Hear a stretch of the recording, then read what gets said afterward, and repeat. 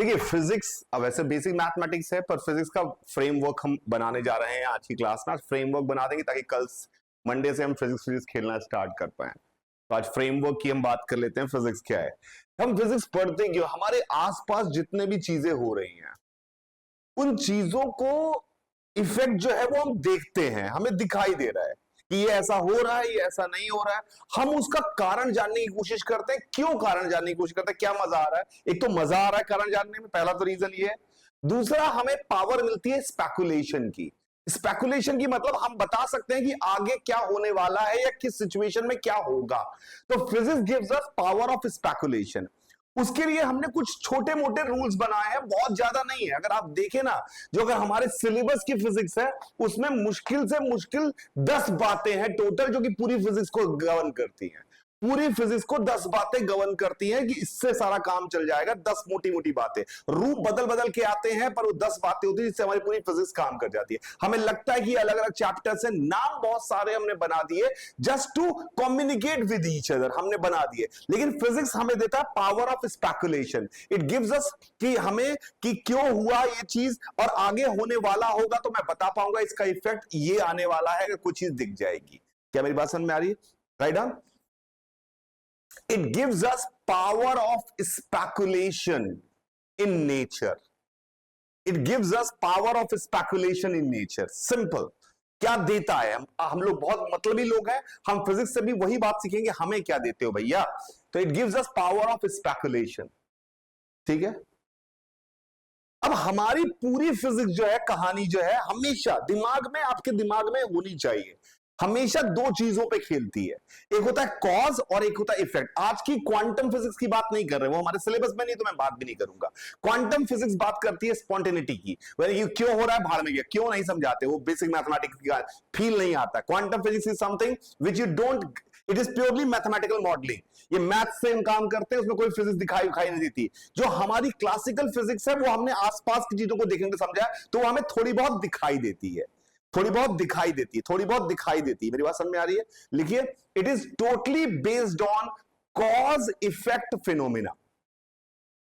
लग रहा होगा कि ये सब क्यों लिखवा रहे हैं भाई, बहुत इंपॉर्टेंट है। सोच, स्पेकुलेशन का मतलब होता है बेटा, स्पेकुलेट करने का मतलब होता है आगे क्या होने वाला है हम ये बता दें, इसे स्पेकुलेशन कहते हैं। What is going to happen is called speculation. हम फिजिक्स में स्पेकुलेशन कहते हैं कि आगे क्या होने वाला है, उसको स्पेकुलेट करना कहते हैं।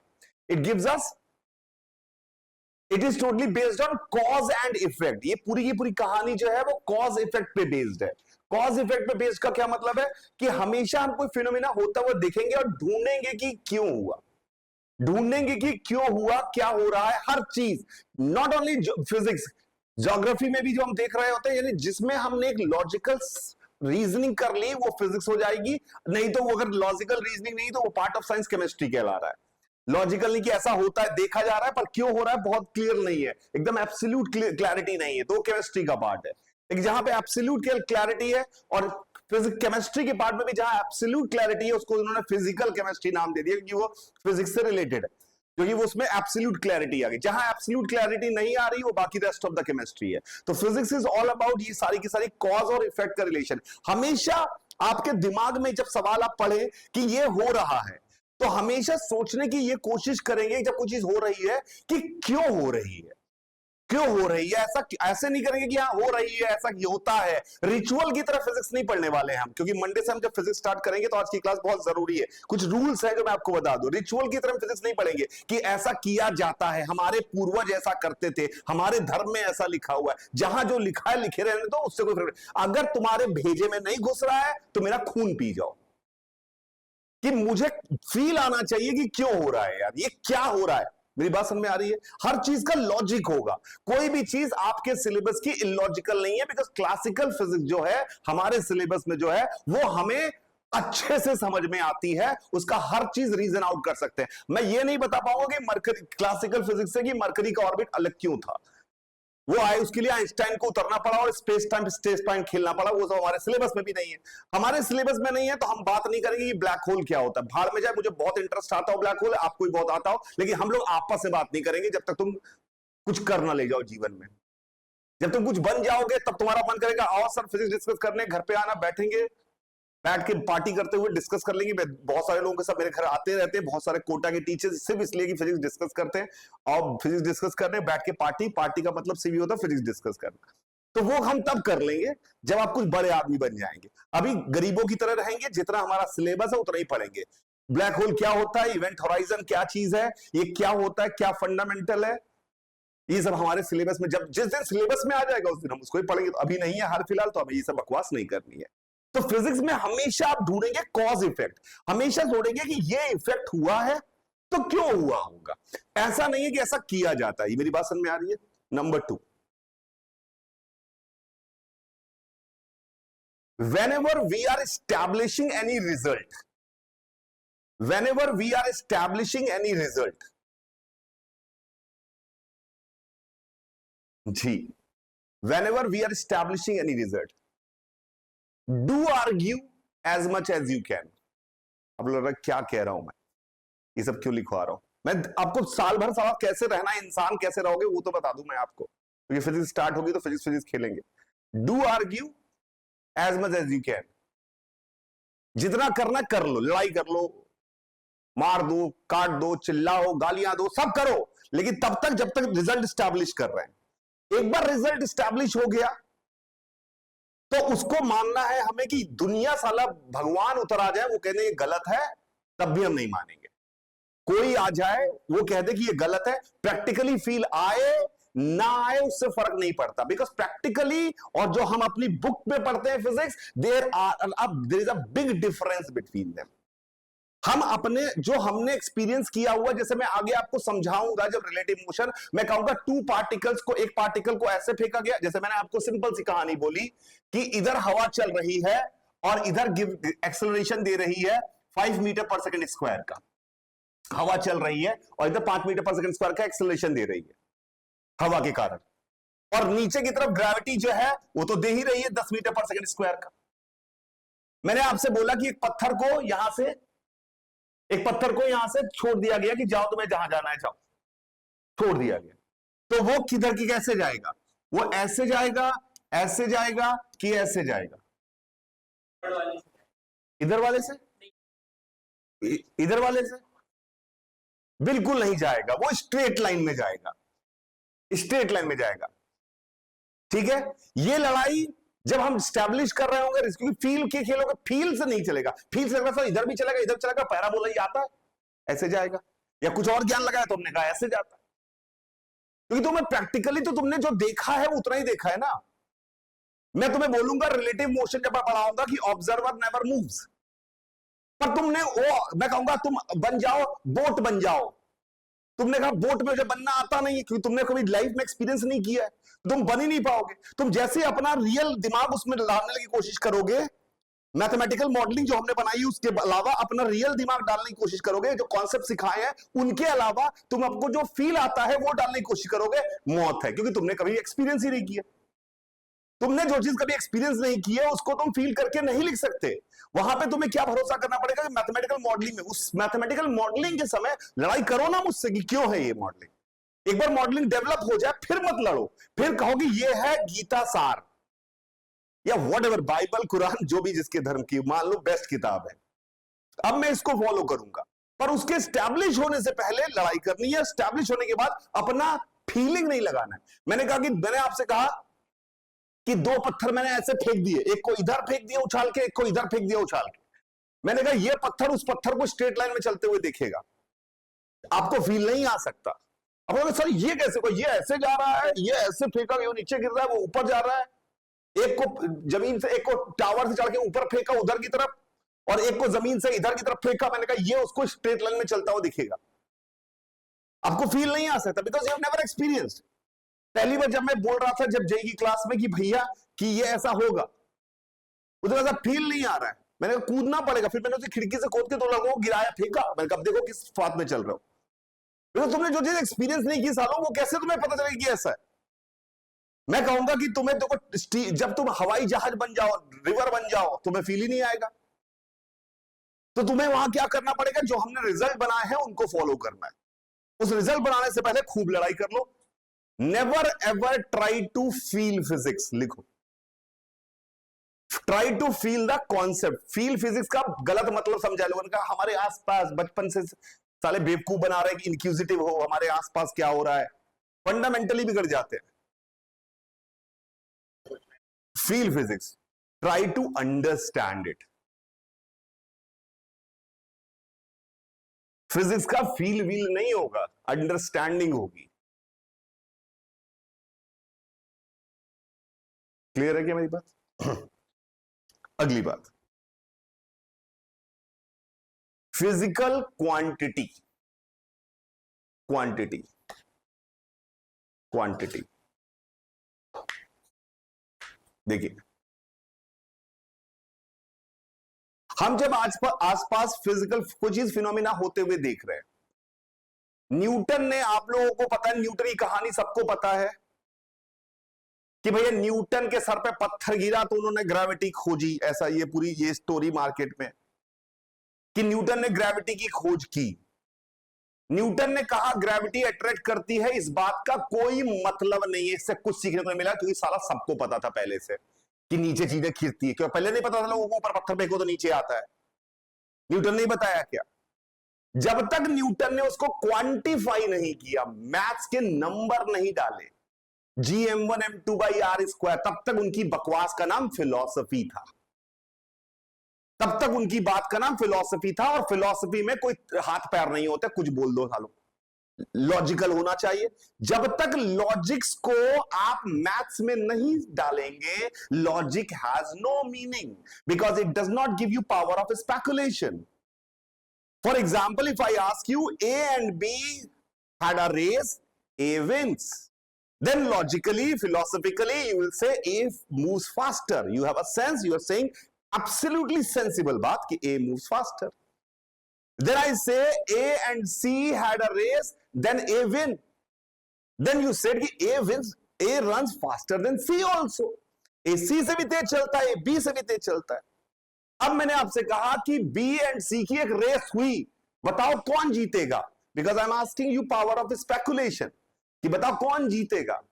आप नहीं बता सकते। Why? Because अभी तक आपने सिर्फ फिलॉसफी बताई थी कि तेज है, ये धीरे है, क्वालिटेटिवली आपने बात की।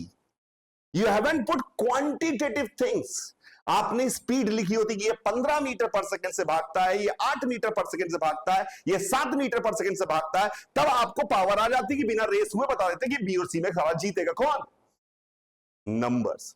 तो without quantification physics is meaningless, it is only philosophy. तो फिलॉसफी से पेट नहीं भरेगा, फिलॉसफी से पावर ऑफ स्पेकुलेशन नहीं आएगी, जब तक फिलॉसफी को क्वांटिफाई नहीं किया जाए। ये जो न्यूटन ने कहा कि अर्थ अट्रैक्ट करती है, ये तो सबको दिख रहा है भाई। पेन छोड़ा, नीचे गिरा, साला न्यूटन को ही दिखा क्या? उससे पहले क्या पेड़ से गिर नहीं रही थी चीजें? कई ऐसे मिल जाते हैं, कई ऐसे मिल जाते हैं, कई लोग ऐसे रील पे मिल जाते हैं, उनको पूछ से पूछा जाए कि न्यूटन ने ग्रेविटेशन की खोज 1600 में की थी, उससे पहले अर्थ को बॉल को नीचे कौन गिराता था? अरे न्यूटन के खोज करने से थोड़ी बॉल गिरने लगी है नीचे, बॉल तो गिरी नहीं थी। तो लोग कंफ्यूज थे कि हाँ यार उससे पहले ग्रेविटी तो थी नहीं। ग्रेविटी कोई न्यूटन ने बनाई थोड़ी है बे, और उसने क्वांटिफाई किया। क्वालिफाई तो उससे पहले बड़े बड़े लोगों ने अलग अलग तरीके से किया है। एरिस्टोटल से पूछा गया, एरिस्टोटल, अरस्तु हिंदी भारतीय, ठीक। एरिस्टोटल से पूछा गया, एरिस्टोटल से पूछा गया कि एक वो भी बहुत अपने जमाने के फिलोसोफर और लॉजिकल बात करने वाले थे, इसलिए फेमस थे। लॉजिकल बात, उनकी अभी भीड़ लगती थी, शाम को लोग डिस्कस करने आते थे। तो उनसे पूछा गया कि एक पत्थर हम ऊपर फेंकते हैं साहब, तो वो नीचे क्यों गिरता है, ये बताइए। लोगों ने पूछा, उन्होंने कहा कि भाई, उन्होंने कहानी सुनाई। उन्होंने कहा कि तू सुबह घर से अपने काम करने निकलता है, काम करके शाम को कहां आता है? कहते हैं घर पे। तो वो भी साला पत्थर है, घर पे आ रहा है। वो भी फिलॉसफी थी, और फोर्स आपको समझना पड़ेगा कि वो फिलॉसफी, आपको क्या घटिया बात बोली है? घटिया नहीं है। अगर अरिस्टोटल ने इसको क्वांटिफाई कर दिया होता, घर वापसी का सिद्धांत, सेकेंड लॉ ऑफ एरिस्टोटल, कि ये मोमेंटम कंजर्व रहेगा, ये क्यों इतना इतना साइंटिफिक लग रहा है, उतना साइंटिफिक ये क्यों नहीं लग रहा है कि हर आदमी कहीं भी निकलेगा साला घर वापस आएगा। इट इज सेम साइंटिफिक, पर उसने वो रूल चलते, मैं उससे आधी आधी चीजें एक्सप्लेन कर दूं। किसी पत्थर को फेंका गया वो जाएगा, किसी को तेज फेंका गया वो पास आने की कोशिश करता है इलिप्टिकल ऑर्बिट, क्योंकि किसी ने कोई नाराज हो गया, बहुत बुरी तरह से धक्का मार के निकाला गया तो एस्केप कर गया। लो सारी कहानी घर वापसी के सिद्धांत से समझा दूंगा मैं, पूरी ग्रेविटेशन की थियरी, पर उसको मैथमेटिकली समझाया होता तो वही फिजिक्स होती। अब इस बात को समझिए, इसमें कोई बड़ी फिजिक्स नहीं है कि फोर्स लग जाता है, उतनी ही बड़ी फिजिक्स है जितनी एरिस्टोटल ने कहा था। एरिस्टोटल कम लेवल का घटिया आदमी नहीं माना जा सकता। तुम्हें जो चीज होते हुए दिख रही है, तुम उसको समझाने के लिए एक कहानी सुनाओ, यह है फिजिक्स। फिर उस कहानी की वैल्यू जब तक सेटिस्फाई करती रहेगी तब तक वो फिजिक्स चलेगी, नहीं तो कोई और आदमी आएगा, वो एक नई कहानी सुनाएगा और कहेगा नई कहानी अब चलेगी मार्केट में। मेरी बात समझ में आ रही है? तो फिजिकल क्वांटिटी इसलिए बनाए गए, मतलब मान लो अगर कोई बोले कि ये इससे गोरा है, ये इससे गोरा है, इन दोनों में गोरा गोरा कौन ज्यादा गोरा है, अगर मान लो ऐसे पूछा जाए बिना उसके, तो आप नहीं बता सकते। तभी शेड कार्ड आने लगे आजकल फेयर एंड लवली के साथ, ये 6 नंबर का गोरा हूं मैं, 5 नंबर का गोरा हूं, 2 नंबर का गोरा हूं। आपको, मैं एक कंपनी चलाता हूं जिसमें स्विगी, मैं अपने अपने जो भेजते जाते हैं डिलीवरी बॉय होते हैं, उनको मुझे पैसे देने हैं, कि सैलरी देनी है। मैं आपसे कहता हूं उन्हें रेटिंग दे। मैं रेटिंग में आपसे ये नहीं कहता हूं कि बताओ उनके बारे में कुछ लिखो कि अच्छा आदमी था, क्योंकि अच्छा आदमी अगर आप लिखोगे तो मैं साला समझ नहीं पाऊंगा जब मैं फाइनली किसको कितने पैसे बढ़ाने हैं, मैं अच्छा आदमी बुरा आदमी को कैसे कंप्लीट करूंगा। तो मैं कहता हूं कि 5 में से नंबर दो, 3 2 4 1, बिकॉज जब तक क्वांटिफाई नहीं करूंगा साला मैं कंपेयर नहीं कर पाऊंगा, because quantification is the most important thing. इसीलिए जितनी भी चीजें हमने आसपास देखी उनको हम क्वांटिफाई करते गए और हमें जरूरत पड़ती गई क्वांटिफाई करने लगे। अगर मान लो कभी किसी ने रिसर्च की और पता चला कि सूरज से जो रोशनी हमारे ऊपर गिरती है मैं कितना एब्जॉर्ब कर रहा हूं, ये मेरी ऑनेस्टी पे डिपेंड करता है, मान लो ऐसा पता चल जाए, तो उस दिन के बाद से हमें ऑनेस्टी को भी क्वांटिफाई करना पड़ेगा कि ऑनेस्टी भैया इनकी ऑनेस्टी 17 है, इनकी 19 है। अभी नहीं जरूरत पड़ रही है तो नहीं क्वांटिफाई कर रहे, अभी वॉल्यूम की जरूरत पड़ रही है, कहीं पे लंबाई की जरूरत पड़ रही है, तो उन सबको क्वांटिफाई कर, जो क्वांटिफिकेशन हम करते हैं। क्लियर है मेरी बात? लिखिए, to understand the physical world,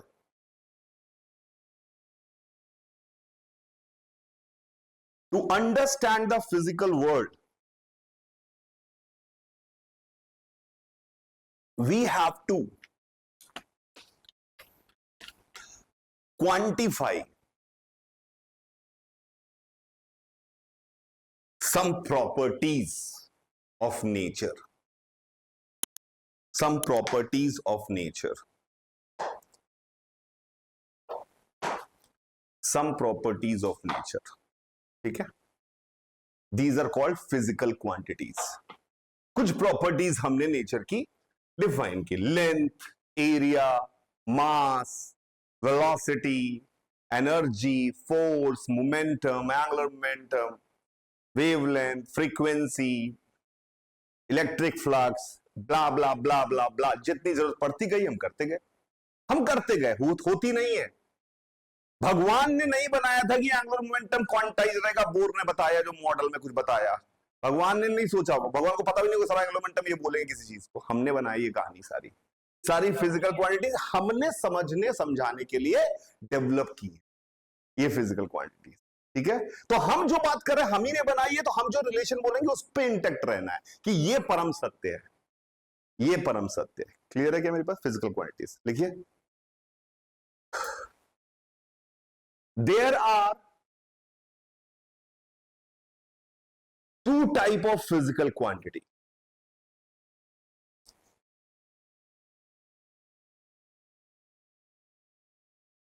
Physical quantities. Both of them comes with unit. Both of them comes with unit. वैसे मैं एरर कैलकुलेशन बाद में पढ़ाऊंगा, अभी तो मैं सिर्फ इसको ये कोई पार्ट ऑफ फिजिक्स नहीं है, इसको बेसिक मैथ्स का ही पार्ट मानेंगे, ठीक है? मैं सिर्फ समझाने की कोशिश कर रहा हूं। क्या लिखा हमने? Unit, units. जनरली सब यूनिट्स क्या मतलब होता है कि आपने लेंथ नापनी स्टार्ट करी, तो किसी ने लेंथ जब नापनी स्टार्ट करी तो हम बताएंगे ना कि इसी रेफरेंस लेंथ के मुकाबले की इसकी लेंथ कितनी है। तो जैसे मैंने अपनी फिंगर को रेफरेंस मान लिया होता कि इस फिंगर्स की लेंथ से नापेंगे, तो मैं कहता कि इसको यूनिट लेंथ कहते, तो ये यूनिट कहलाता।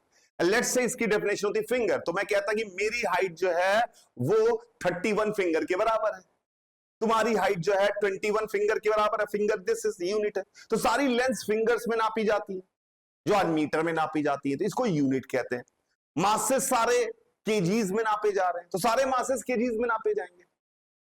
क्लियर है क्या मेरी बात? पक्का? ठीक है, लिखिए unit. Two physical quantities with different units cannot be added, because it cannot be added. ये सब बेसिक एजम्पशंस हैं जो हमारे कॉमन सेंस से आए हैं, ठीक है।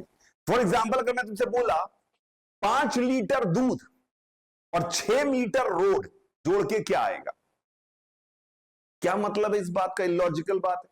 5 लीटर दूध और 6 लीटर पानी मिलाकर क्या आएगा? समझ में आया? 11 लीटर कुछ नया चीज आ जाएगा।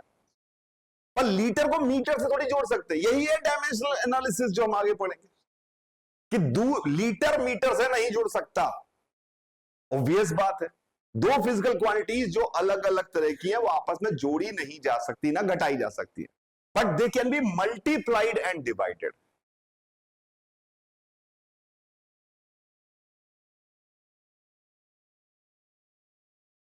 ठीक है,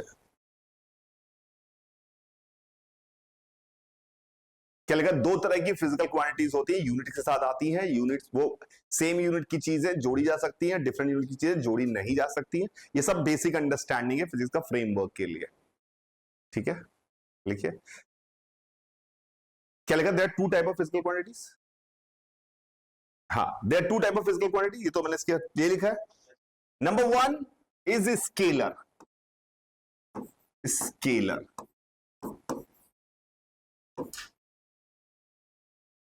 scalar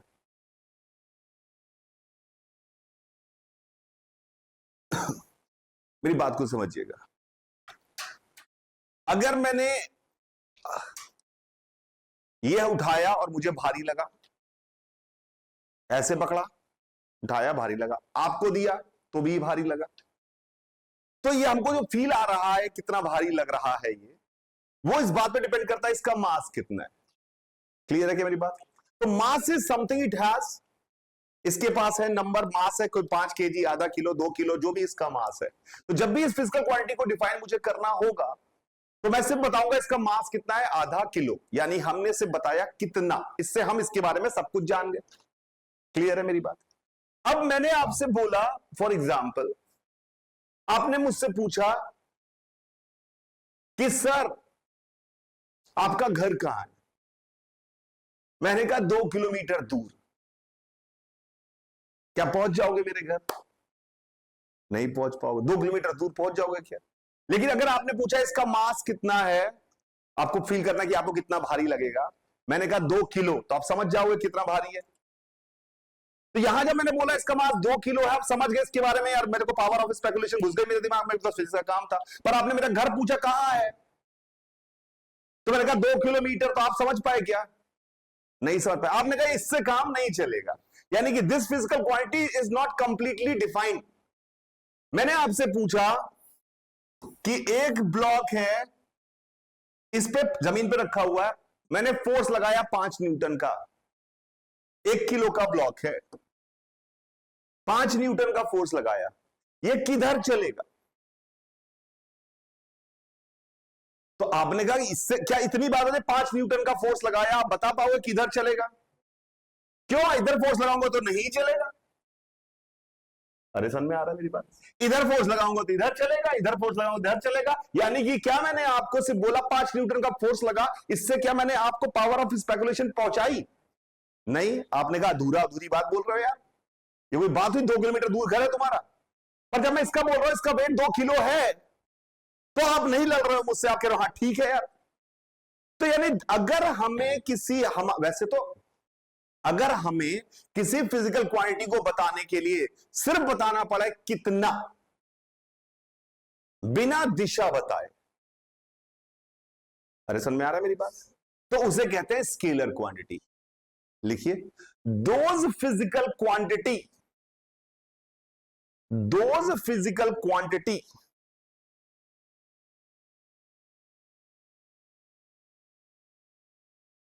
which can be completely defined for the sake of physics, मतलब power of speculation, which can be completely defined for the sake of physics only with magnitude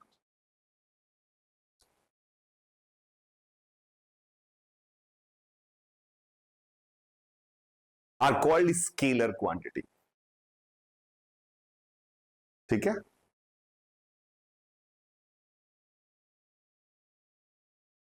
इनको लिखने का तरीका होगा हमेशा m is equal to, for example, NU।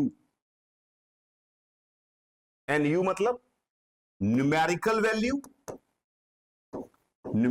Value और unit. Numerical value और unit. जैसे मैंने कहा हाइट ऑफ द मैन की बात करें, तो अगर मैंने बोला इस आदमी की हाइट 5 मीटर है, तो क्या आपको कुछ और जानने की जरूरत है अब इस हाइट के बारे में? यानी ये स्केलर क्वांटिटी है, height of a man is a scalar quantity. But अगर मैं बोलूं किसी ने पूछा इस आदमी की हाइट कितनी है, मैंने कहा 5, इज इट मीनिंगफुल? 5 क्या? 5 से कोई मतलब ही नहीं समझ में आ रहा मुझे। 5 metre, 5 centimetre, 5 kilometre, 5 foot, 5 inch, क्या 5 लाइट ईयर, क्या? तो यानी जब भी ये क्वांटिटी मैग्नीट्यूड बताते हैं तो सिर्फ मैग्नीट्यूड है, दिशा नहीं चाहिए। पर magnitude itself comprises 2 things, numerical value and unit. If you change a unit, numerical value will change,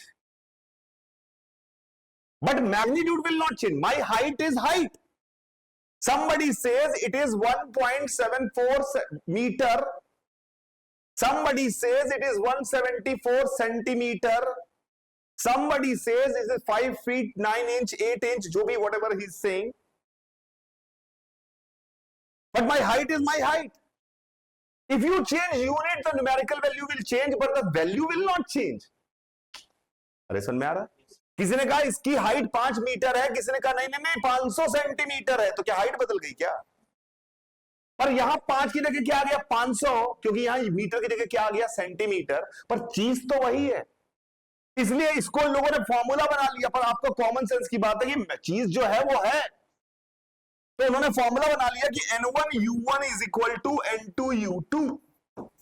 अरे चेक करिए, if you change the unit, numerical value will change, but the quantity will not change. If I have, for example, if my mass is 75 kg, my mass is 75 kg, it is 75 kg. If you say it is 75,000 gram, then it does not change my mass. Its numerical value in place of 75, we are using 75,000. But the unit is also changing. तो सिर्फ numerical value बोल के काम कभी नहीं चलेगा, हमेशा साथ में यूनिट भी बोलनी पड़ेगी। क्लियर है क्या मेरी बात? तो N1U1 is equal to N2U2. It is the fundamental for unit conversion. Unit conversion, ठीक है? अरे क्लियर है? The scalar quantity will always come with magnitude, और मैग्नीट्यूड जो है वो है, उसकी न्यूमेरिकल वैल्यू से सिर्फ काम नहीं चलेगा, यूनिट भी एक साथ बोलना पड़ेगा। कभी भी कोई हाइट पूछेगा तो उसका आंसर 7 नहीं होगा, 7 मीटर होगा या जो भी होगा, आप साथ में एक नंबर के साथ यूनिट भी बोलेंगे, otherwise it has no meaning, it has no meaning. It will have meaning only if numerical value and unit is being told. These are called scalar quantities. Number 2, vector. Vector. Vector. यहां पर सिर्फ कितना बताकर काम नहीं चलेगा, साथ में यह भी बताना चलेगा किधर. यानी कि अगर हम किसी फिजिकल क्वांटिटी को पूरा डिफाइन करें तो उसको डिफाइन करने के लिए, ताकि उससे हमें फायदा उठा पाए, ताकि हम उसका यूज कर पाए, उस बात से कुछ समझ पाए, उस बात से स्पेकुलेट कर पाए, तो मैंने कहा ये इंफॉर्मेशन पूरी नहीं है. किसी ने आपसे पूछा कि आपका नाम क्या है, तो आपने कहा सिर्फ श्रीवास्तव बोल दिया, तो इससे इंफॉर्मेशन पूरी नहीं है. You have to tell me first name and second name, दोनों आपको बताना पड़ेगा मुझे. मेरी बात समझ में आ रही है? Just a weird example, but this is an example. You have to tell 2 things. आपने पूछा कि किधर चलेगा, क्या इफेक्ट होगा, सब समझने के लिए तो आपको बताना पड़ेगा फोर्स कितना लगा और किधर लगा. आपको बोला कि 2 किलोमीटर जाना है, तो आपको बोला कितना और किधर चलना है, ये सब बताओ. मेरी बात समझ में आ रही है? यानी कि जब आपको किसी फिजिकल क्वांटिटी की यूज करने के लिए 2 चीजें बतानी पड़े, कितना और किधर. सिर्फ कितना मतलब मैग्नीट्यूड, जो m था हमारा, मैग्नीट्यूड में 2 चीजें इटसेल्फ होंगी. Numerical value of unit, 5 Newton का फोर्स उत्तर की दिशा में लगा. अरे समझ में आया? ये पूरी इंफॉर्मेशन है फोर्स की. सिर्फ 5 न्यूटन का फोर्स लगा, it is not complete information, it does not give sense of speculation. पूरी बात बताओ, नहीं तो फोर्स पूरा नहीं बताया इस आदमी ने. कभी भी इसको बताया जाएगा तो 2 चीजें बताई जाएंगी, क्या, कितना और किधर. मैग्नीट्यूड और डायरेक्शन. मैग्नीट्यूड और डायरेक्शन लिखिए. We need magnitude as well as direction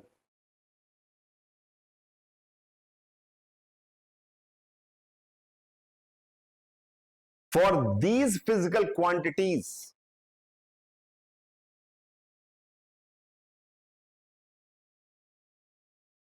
to use in physics. ठीक है? To use in physics. हमें फिजिक्स में यूज करने के लिए सिचुएशन में यह फर्क पड़ रहा था कि इसकी दिशा भी बतानी पड़ेगी और मैग्नीट्यूड भी. ठीक है? मेरी बात को समझिएगा. कई फिजिकल क्वांटिटीज होती हैं ऐसी जिनका सवालों के हिसाब से कई बार सिर्फ मैग्नीट्यूड ही इंपॉर्टेंट होता है. कई परिप्रेक्ष्य में सिर्फ मैग्नीट्यूड इंपॉर्टेंट होता है. ऐसे मान लो मैंने कहा मेरा घर 2 किलोमीटर दूर है और सवाल तुमसे पूछा गया कि एनएमएस सर की गाड़ी कितनी चली घर ऑफिस से घर पहुंचने में, तो क्या इस सवाल के लिए तुम्हें यह जानकारी की जरूरत है कि किधर है एनएमएस सर का घर? तुमने कहा 2 काम चल गया तुम्हारा. लेकिन जब तुमने कहा मुझे पहुंचना है तो उसके लिए तुमने कहा कि यहां नहीं. तो अलग अलग सवालों में हो सकता है अलग अलग दिशा की जरूरत पड़े या ना पड़े. इसीलिए कई सारी फिजिकल क्वांटिटीज हैं जो एम्बिग्यूटी लेके चलती हैं कि ये वेक्टर है कि स्केलर है. क्योंकि 17 क्वेश्चन ऐसे मिलेंगे जिनमें उनकी दिशा इंपॉर्टेंट नहीं होगी, पर 3 क्वेश्चन ऐसे मिलेंगे जिनमें उनकी दिशा इंपॉर्टेंट होगी. जैसे फॉर एग्जाम्पल, अगर इस कमरे में इलेक्ट्रिक फ्लक्स एक चीज होती है इलेक्ट्रिक फील्ड में, उसको निकालने के लिए एरिया की दिशा इंपॉर्टेंट होती है अंदर, और ये एरिया की दिशा, एरिया एक वेक्टर हो जाता है अंदर की नॉर्मल के अलाउंग. जैसे ये वाली दीवार का इधर, इस वाली दीवार का इधर. क्लियर है क्या मेरी बात? तो फ्लक्स उसमें एरिया की वेक्टर की दिशा इंपॉर्टेंट होती है. तो हमने कहा इसका एरिया वेक्टर इधर की तरफ है, इसका एरिया वेक्टर इधर की तरफ है, दोनों एरिया वेक्टर अपोजिट है. ठीक है? लेकिन पुताई करवानी है मुझे इस कमरे में, पेंट करवानी है, तब उसकी दिशा, ये एरिया वेक्टर किधर इंपॉर्टेंट है क्या? क्या इंपॉर्टेंट, कितना एरिया है? नहीं तो तुम जाके पेंटर से बोलो कि भैया तुमने ये वाला एरिया इधर था, ये वाला एरिया इधर था, कैंसिल, ये वाला एरिया इधर था, ये वाला एरिया कैंसिल, ये वाला एरिया इधर था, ये वाला एरिया इधर था, कैंसिल। तुमने कोई पेंट किया ही नहीं है, नेट एरिया 0, तो मारेगा साला पकड़ के। तो उस सवाल में एरिया वेक्टर की तरह ट्रीट नहीं किया जाएगा, इसलिए एरिया को 99% हम अभी तक बचपन से लेकर आज तक स्केलर मानते आए थे, आगे चल के इलेक्ट्रोस्टैटिक्स में वो वेक्टर बन जाएगा। तो ऐसी बहुत सारी चीजें हैं, जैसे मैंने कहा इसमें करंट चल रही है, चल रहा है, इसमें करंट इस तार से जा रही है, यहां एक तार लगा हुआ है, इस तार से करंट जा रही है, मैंने इस तार को, ये चल रहा है मस्त, मैंने ऐसे मोड ऐसे कर दिया, अब करंट यू जा रही है, पहले यू जा रही थी, अब करंट इस तार को ऐसे उठा दिया, अब करंट यू जा रही इस तार में, क्या इसको फर्क पड़ा?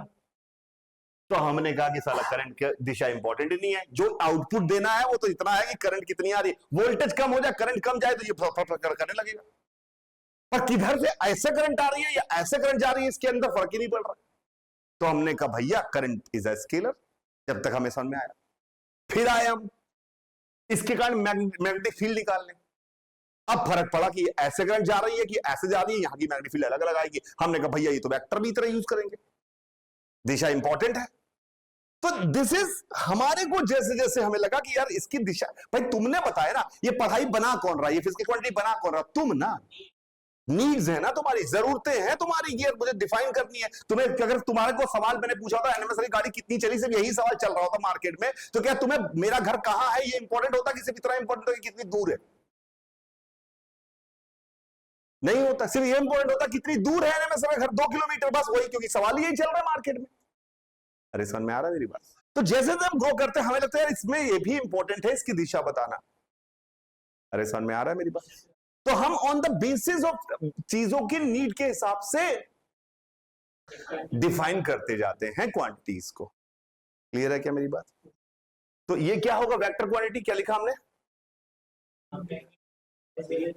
We need magnitude as well as direction to use in physics, मतलब to give us power of speculation in general. Example, force,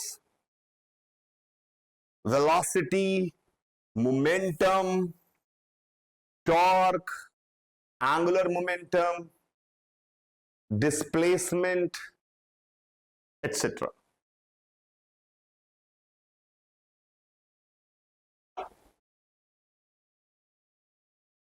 Clear है? So this is how we define a vector. So whenever you are writing vector quantity, what you have to write? कितना और किधर, यही है इसका represent. लिखिए कितना और किधर, मैग्नीट्यूड एंड डायरेक्शन। ठीक है, अब बात आई किधर की। किधर की, अब थोड़ा मैथमेटिकल प्रेजेंटेशन। किधर की, किधर, किधर की जब बात आई तो we live in 3 dimensional world. हम 3 डायमेंशनल वर्ल्ड्स में रहते हैं। आपको ये पता है कि आपको कि 2 आंखें क्यों है?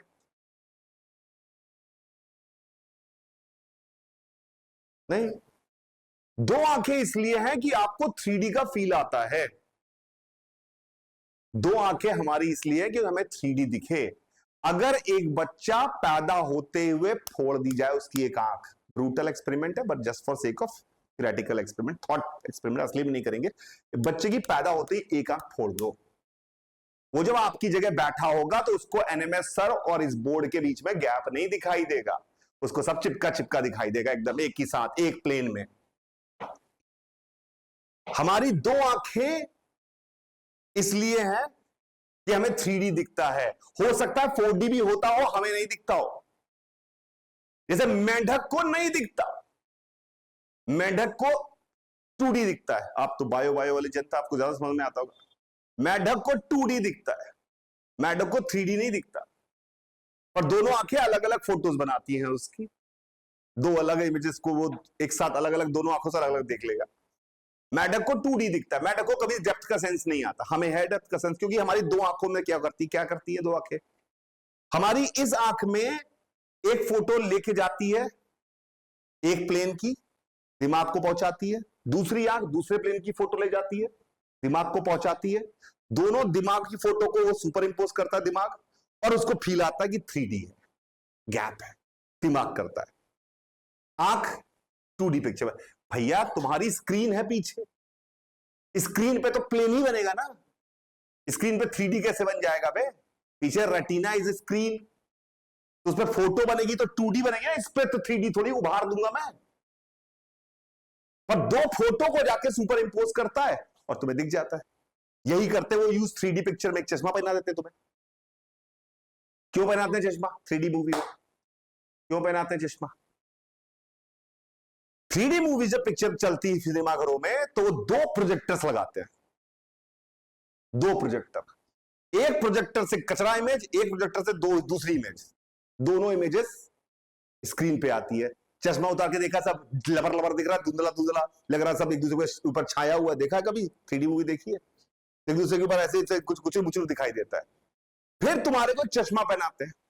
उस चश्मे की खास बात होती है, इसमें एक लगा होता है पोलराइजर, जिसमें ऐसे ऐसे छेद है मान लो, और इसमें लगा है ऐसे ऐसे छेद। एक कैमरे से जो लाइट आ रही है वो यूं यूं चलती है, और एक कैमरे से जो लाइट आ रही है वो यूं यूं चलती है। जब दोनों तुम्हारी आंखों में पहुंची तो इस कैमरे वाली इसमें घुस गई, वो वाली घुस नहीं पाई, और इस कैमरे वाली इसमें घुस गई, तो इस आंख को अलग इमेज दिखाई दी, इस आंख को अलग इमेज दी, दोनों ने इमेज सब दिमाग को भेजी। दिमाग ने कहा 2 इमेज आई है, भाला इधर से निकला। उसने कहा भैया 3D दिख गया मैं। दिमाग तो साला बेवकूफ है, उसको थोड़ी, उसको तो 2 इमेज मिलेगी, सुपर इंपोज करेगा, बता देगा ये 3D है, तो हमें 3D। हाँ, बस तो 3D बनाने का तरीका ये है कि 2 इमेजेस दिखाओ इसको, 2 इमेजेस जैसे 2 आंखों में पहुंचेगी। अरे कई बार तुमने वीआर वाले यूट्यूब के वीडियो भी देख लो, उसमें आधी स्क्रीन पे अलग वीडियो चलता है, आधी स्क्रीन पे अलग वीडियो चलता है। फिर एक चश्मा पहनाते हैं कि इसका वाला इसमें दिखाओ, क्योंकि जैसे 2 आंखें 2 इमेजेस देखेंगी, सुपर इंपोज दिमाग करेगा, वो दिख जाएगा, तो 3D हो जाएगा। तो हमें 3D में हम रहते हैं क्योंकि हमें 3D समझ में आता है। अगर हम लोग मेढक में पढ़ रहे होते, हम सब मेढक होते, तो हम लोग कहते we live in 2 dimensional world में। मास्टर जी होता तो तैयारी कर रहे होते, मैं बोलता है हम लोग 2 डायमेंशनल वर्ल्ड में रहते हैं, क्योंकि हमें जितना दिख रहा है, हमारे 5 सेंसेस जो समझते हैं वो हमने बताया, उसी के लिए तो पढ़ रहे हैं, उसी के लिए तो पढ़ रहे हैं। हमें अपनी बात, पावर ऑफ स्पेकुलेशन चाहिए। क्लासिकल फिजिक्स चल रही है अभी, पावर ऑफ स्पेकुलेशन से ज्यादा चाहिए इनको। अभी इनको चाहिए कि हमें जो जरूरत नहीं है 4D 5D सब चाहिए अभी इनको। अब वो एब्स्ट्रैक्ट मैथ्स में बात करते हैं। फिजिक्स की आज की डेट की जो फिजिक्स है उसमें कोई फिजिक्स नहीं है, सिर्फ मैथ्स है, मॉडलिंग है, मैथ्स की मॉडलिंग है। मैथ्स के पॉइंट ऑफ व्यू से चीजें होती हुई देखते हैं और कहते हैं ये होगा, फिर ढूंढने जाते हैं कि क्या हो रहा है क्या नहीं हो रहा है। ब्लैक होल मिला, मिला नहीं मिला, नहीं मिला, पहले हम बताएंगे मैथ से। देखा हुआ का कुछ नहीं। अब उन चीजों की हम बातें करते हैं क्योंकि हम उन चीजों की बातें करते हैं जो हमारे को दिख नहीं रही है। एटम के अंदर क्या हो रहा है और स्पेस में क्या हो रहा है, यूनिवर्स में, दोनों हमारी औकात के बाहर है। अभी तक हम जिस लेवल की फिजिक्स हम पढ़ते हैं वो है जो हमारे आसपास हो रहा है। क्लियर है मेरी बात? तो वेक्टर क्वांटिटी, हम 3 डायमेंशनल वर्ल्ड में जब बात रहते हैं तो 3 परपेंडिकुलर दिशाओं से पूरी दुनिया की दिशाएं बताई जा सकती हैं, जिनको हम कॉमन भाषा में इस्तेमाल करते हैं। आगे पीछे, दाएं बाएं, ऊपर नीचे, दाएं बाएं, आगे पीछे, ऊपर नीचे। This is how we use. तो हम 6 जगहों से बात करते हैं।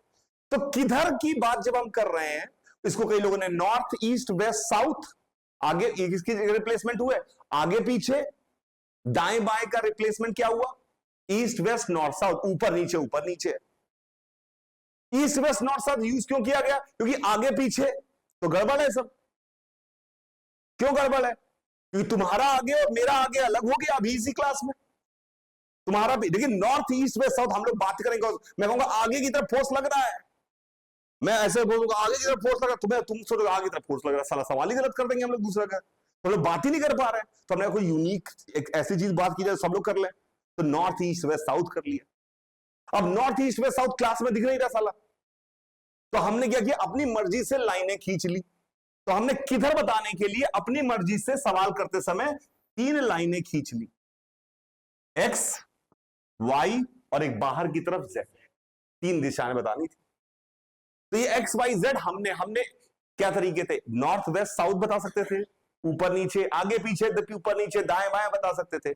पर हम सब आपस में बात कर पाए 3 दिशाएं बताने के लिए, तो हमने क्या किया, एक्स वाई जेड, बाहर की तरफ आया हुआ जेड, इन तीन दिशाओं को हमने स्टैंडर्ड दिशाएं मानी, एक्स दिशा, वाई दिशा, जेड दिशा। क्या मेरी बात समझ में आ रही है? लिखिए, we can depict direction with the help of three mutually perpendicular lines. Three mutually perpendicular lines. Three mutually perpendicular lines known as XYZ. XYZ. Mutually perpendicular समझते हैं, तीनों आपस में परपेंडिकुलर है, ऐसी एक्स वाई जेड। ठीक है, अब किधर एक्स है, किधर वाई है, किधर जेड है, इसमें हमें फ्रीडम दी गई है, तुम खुद मान लो। अगर सवाल वाले ने बोला तो उसकी मान लो, नहीं तो तुम्हारे पास भी फ्रीडम है, तुम जिधर चाहो एक्स मान लो, इधर चाहे वाई मान लो, इधर चाहे, पर एक ही कंडीशन है, तीनों म्यूचुअली परपेंडिकुलर होनी चाहिए। पर एक छोटा सा रूल है, क्या वो रूल है? इस फोटो से एक्स वाई जेड, ये पूरी दुनिया ने माना है। उतार ले पहले, फिर मैं समझाता हूं क्या है। एक्स वाई जेड, ये गोला एरो वाला, एक्स वाई जेड उतार लिया, ये एरो के साथ। उन्होंने कहा एक्स वाई जेड मानने का हम पूरी दुनिया एक जैसा माने, इसलिए कोई रूल बना लेते हैं, पूरी दुनिया एक जैसा माने। वैसे किधर ही मान सकते हो एक्स वाई, पर पैटर्न एक जैसा होना चाहिए। उन्होंने क्या कहा, अपनी मर्जी से एक्स एक्सिस जिधर चाहे उधर मान लो, कोई रोकने टोकने वाला नहीं है। एक्स हमेशा इधर नहीं होता। किसी ने कहा मैंने मान ली सर एक्स इधर की तरफ है, मैंने कहा चलेगा, पहला एक्स अपनी मर्जी से किधर ही मान लो। ये खेल आप वाई से भी स्टार्ट कर सकते थे, मैं एक्स से कर रहा हूं क्योंकि आपको सर्कल बना के दिखाया है मैंने, जहां से माना वहीं से खेल आगे स्टार्ट होगा। ठीक है, अपनी मर्जी से एक्स किधर ही मान लो। अब वाई भी अपनी मर्जी से किधर भी मान लो, लेकिन एक्स के परपेंडिकुलर होना चाहिए। एक्स के परपेंडिकुलर कितनी लाइनें खींच सकते हैं? इनफाइनाइट।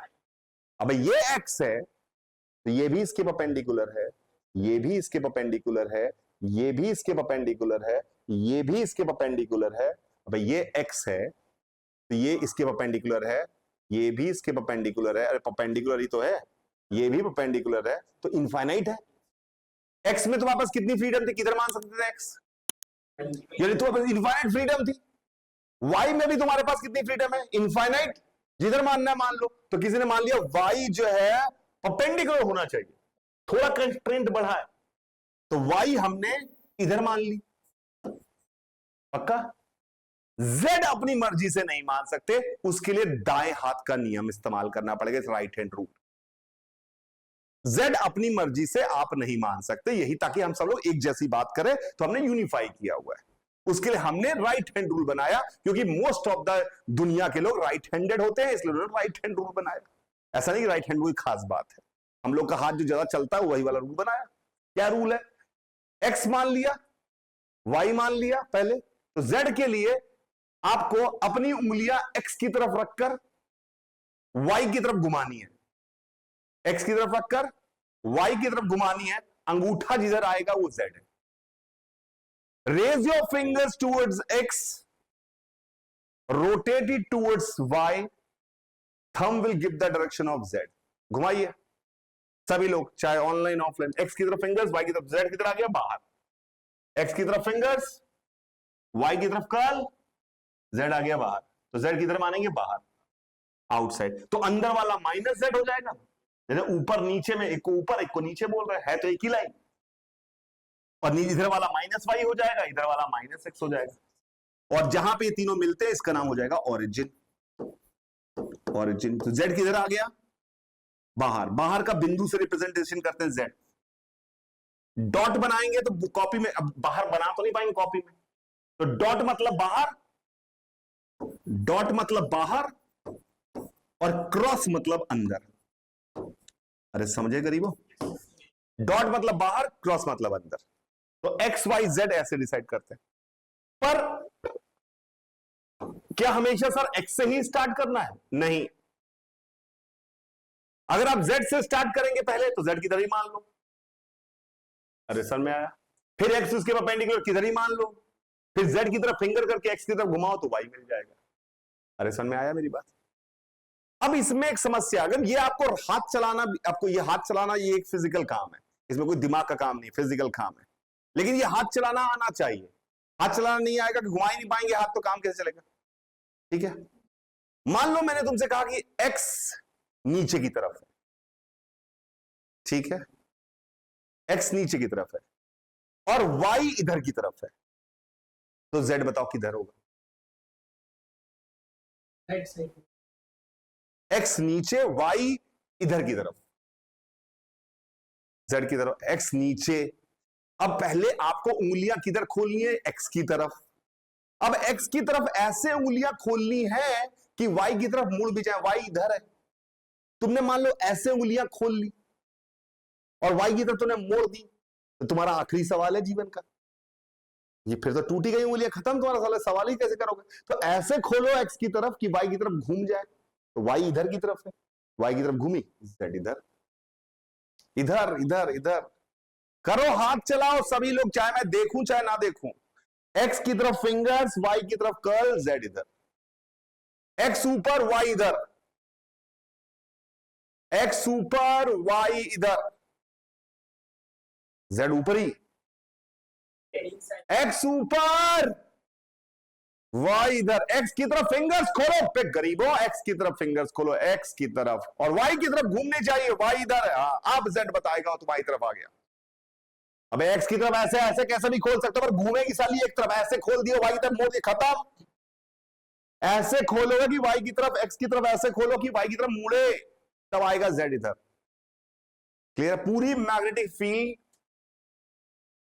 इसी कहानी पे आधारित है, ये हाथ घुमाने पे। जिसको आता है उसका चैप्टर खत्म पहली क्लास में, जिसको नहीं आता उसका भी चैप्टर खत्म पहली क्लास में। समझ में आ रहा? पर खत्म दोनों अलग अलग है, हिंदी में सेम है पर अंग्रेजी में है फिनिश्ड एंड कंप्लीटेड, दोनों अंतर है। समझ में आ रहा है? तो राइट हैंड रूल ये आना चाहिए। बहुत बढ़िया। तो this is how we define, ठीक है। अब किसी ने मुझे पूछा, इस कमरे में हमने मान लो इस तरफ मान लिया एक्स, इधर मान लिया वाई, इधर मान लिया, इधर एक्स मान लिया, इधर वाई मान लिया, तो जेड ऊपर आ गया, ठीक है। किसी ने पूछा कि स्विच बोर्ड कहां है, मैंने कहा बेटा 5 मीटर एक्स में चलो, 3 मीटर वाई में चलो, 2 मीटर ऊपर चलो, तो तुम स्विच बोर्ड पे पहुंच जाओगे। अरे समझ में आया मेरी बात? किसी ने बोला स्विच बोर्ड कहां है, पोजीशन, यानी position is a vector quantity, position is a vector quantity. वे बोले कहां है, तो कहां है पता लगाने के लिए मुझे सिर्फ 5 मीटर दूर से काम नहीं चलेगा, मुझे बताना ना किधर किधर किधर, डायरेक्शन बतानी पड़ेगी। तो क्या बताया आपने भैया? बोलोगे सर 5 मीटर एक्स की तरफ चलो,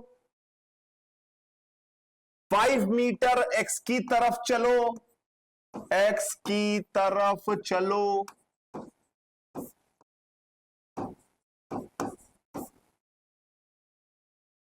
तीन मीटर वाई की तरफ, क्योंकि बताना ही पड़ेगा यार, इतनी बात नहीं बताऊंगा तो काम ही नहीं चलेगा।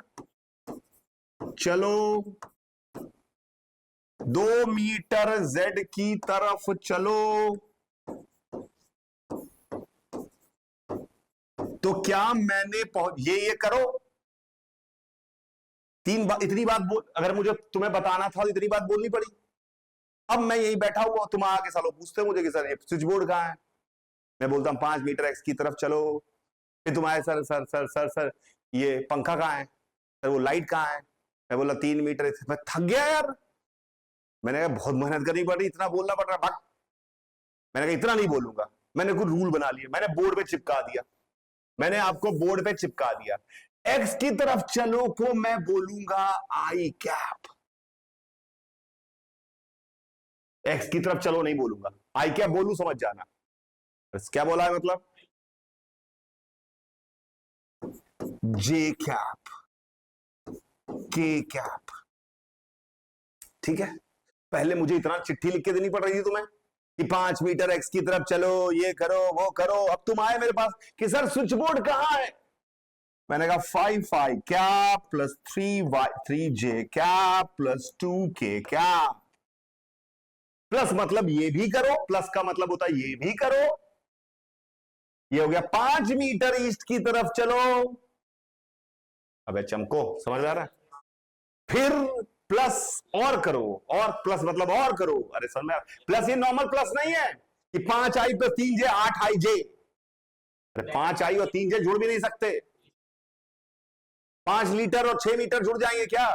ईस्ट की तरफ 5 मीटर, नॉर्थ की तरफ 10 मीटर थोड़ी जुड़ जाएंगे आपस में। तो 5, ये तो सिर्फ प्लस एक तरीका है, हमारे कॉमन सेंस कहता है प्लस मतलब ये भी। किसी ने बोला कितना मिला? 5 रुपए प्लस 10 रुपए, मतलब 5 रुपए भी मिले 10 रुपए भी मिले। भी है ये भी, हिंदी का समझ में आया? ये भी। तो 5 मीटर इसकी तरफ चलो, फिर 3 मीटर जो भी जे की तरफ चलो, फिर 2 मीटर इसकी तरफ चलो। तो हमने कहा ये मेरा पोजीशन वेक्टर ऑफ स्विच। तो this is a way of representation of vector. क्या बताना पड़ेगा हमें? कितना और किधर। ठीक है? और साथ में अगर ये अगर सिर्फ मान लो एक, ये तो हमें बताना ही पड़ेगा कितना और किधर कम से कम। और ये तो वही चीज कितना और किधर दोबारा करो, कितना और किधर दोबारा करो। अरे ये भी एक वेक्टर है, ये भी एक वेक्टर है, ये भी वेक्टर है। ये तीनों वेक्टर का जोड़ है। जोड़ मतलब क्या? वेक्टर का जोड़ का मतलब क्या होता है? वेक्टर का जोड़ का मतलब ऐसा नहीं कि कोई जोड़ दिया वेक्टर, ऐसे नहीं 3 + 5 8 हो गए। जोड़ का मतलब वेक्टर का ये भी करो और ये भी करो। अरे समझ में आ रहा है मेरी बात? ये भी करो और ये भी करो, तो ये हमारे पास वेक्टर है। तो वेक्टर रिप्रेजेंटेशन उतार लीजिए।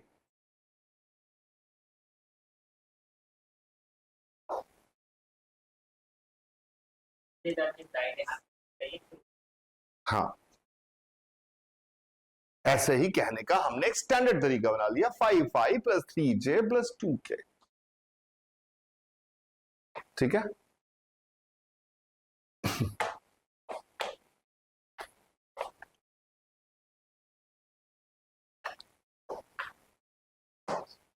लिख लिया? क्या है आई कैप का मतलब? बहुत बढ़िया, एक्स की तरफ चलो, बस इसका इतना ही मतलब है। अगर किसी ने सिर्फ आपको लिख दिया होता आई कैप, क्या मतलब होता? नहीं, बिना मैग्नीट्यूड के, यहां पे बिना लिखे 1 है, किसी भी नंबर के पहले कुछ ना लिखा हो तो 1 माना जा सकता है। एक यूनिट एक्स की तरफ चलो, बस। अरे सिर्फ आई कैप लिख दिया मतलब क्या हुआ? एक यूनिट एक्स की तरफ चलो। समझ में आया मेरी बात? पर ये आई कैप हमें बताता है क्या? दिशा बताता है। और इसके पहले कुछ लिखा होना चाहिए, क्योंकि सिर्फ दिशा बता के थोड़ी कोई काम चलेगा, दिशा के साथ मैग्नीट्यूड बताना पड़ेगा। दुनिया में लिखिए, एनी वेक्टर, कैसे बताया था मैंने? Any vector is represented by, कोई क्वांटिटी वेक्टर है कि नहीं है, उसके ऊपर एरो लगा के बताते कि ऐसे समझ जाओगे कि यार ये वेक्टर है। जैसे मैंने कहा कि वेलोसिटी, तो मैं वेलोसिटी को v से रिप्रेजेंट करूंगा, गलत हो गया।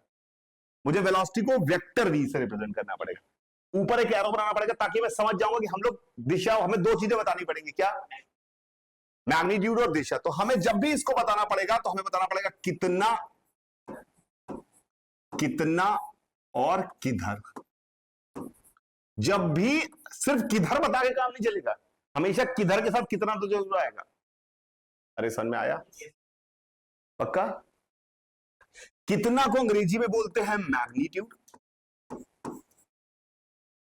और किधर को अंग्रेजी में बोलते हैं डायरेक्शन। कितना का सिंबल होता है मॉड ए, इसका सिंबल होता है। अगर कोई बोले मॉड ए 5 न्यूटन, लेकिन मॉड ए के साथ यूनिट आएगा, अरे फोर्स होगा तो 5 न्यूटन आएगा। अरे समझ में आया मेरी बात? पक्का? और इसको कहते हैं ए कैप यूनिट वेक्टर। क्या? किस लिए? डायरेक्शन बताने के लिए वेक्टर। तो दुनिया में जब भी अगर आप किताबें पढ़ेंगे तो ऐसे लिखिएगा, vector A is equal to mod A cap. कभी भी वेक्टर बताना होगा तो 2 चीजें बतानी पड़ेगी, कितना और किधर। डिग्री नहीं, rank, rank 1, yes rank 1। No Vishwajit, we don't need.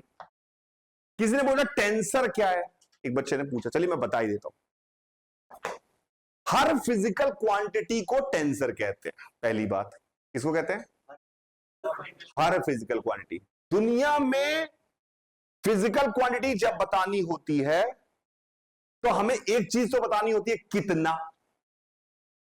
हो सकता है दिशा बतानी हो या ना बतानी हो। जैसे मास बताना है तो दिशा बतानी पड़ेगी क्या? पर फोर्स बताना हो तो दिशा बतानी पड़ेगी। तो हमने क्या कहा, एवरी, ताकि आप जीवन में कभी किसी सामने बोल पाए, एवरी फिजिकल क्वांटिटी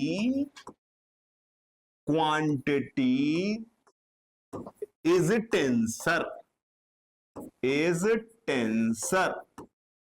दुनिया, ताकि आप पढ़े लिखे की तरह साउंड कर पाए इसलिए बता दे रहा हूं, जरूरत है नहीं वैसे, ठीक है। टेंसर, दुनिया की हर फिजिकल क्वांटिटी क्या है? टेंसर।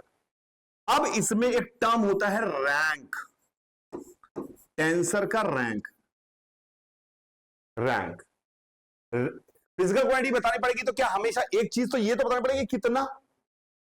क्या हर बार हर फिजिकल क्वांटिटी के लिए दिशा चाहिए क्या? नहीं। रैंक अगर 0 है मतलब नो डायरेक्शन रिक्वायर्ड। हमें इस फिजिकल क्वांटिटी बताने के लिए डायरेक्शन नहीं चाहिए। अरे इसी को तो हम लोगों ने क्या नाम दिया था? स्केलर। तो आज से हम क्या बोलेंगे, अगर थोड़े पढ़े लिखे साउंड करेंगे, scalar is nothing but tensor of rank 0।